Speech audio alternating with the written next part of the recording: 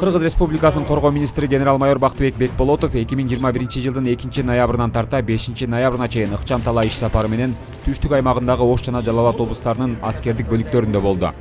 Иш сапардын жүрүшүндө Орук кызматынын базасындагы аскердик кийим-кече, азык-түлүктөр кампасындагы сактоо жайларын тыкыр текшерүүгө алды. Аны менен бирге эле аскер бөлүгүндөгү тигүү кеңсесинин кызматтык ишмердүүлүгү жана аскердик бөлүктөрдүн административдик имараттары менен таанышып, өздүк курам менен маектешүү өткөрдү.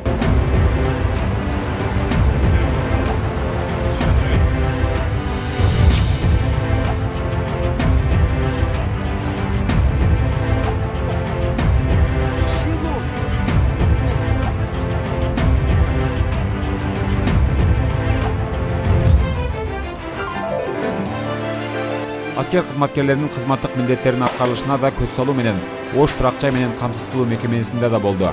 Жыйындагы кызматчылар тарабынан көтөрүлгөн маселелерди чечүү боюнча жетекчилерге катуу талаптар коюлду. Аскердик унаалардын, күчүрмөн соот техникалардын абалы менен таанышып, көйгөйлүү маселелерди чечүү боюнча аскер бөлүктөрдүн командирлеринин баяндамаларын угуп сунуштарын алды.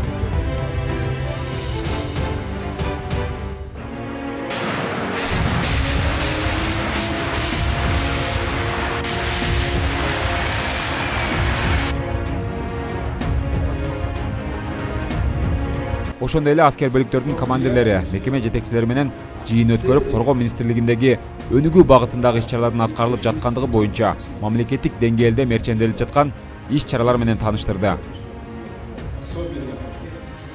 Коргоо министри өз сөзүндө кыргыз армиясынын күчүрмөн абалын, кадыр-баркын көтөрүүгө ар бир аскер кызматкеринин салымы бар.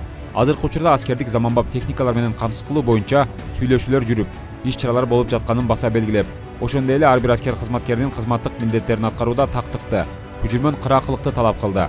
Биз мекенибизде, жерибизде жана элибизди сүйгөн патриот жаран катары аскер кызматчылары биринчи орунда турабыз. Жүрөгүбүздө күчүрмөн сезим, кызматка болгон ишеним ар дайым жашаш керек деген ойлорун айтып, өз кызматтык милдетин татыктуу аткарып жаткан аскер кызматкерлерине ыраазычылыгын билдирди.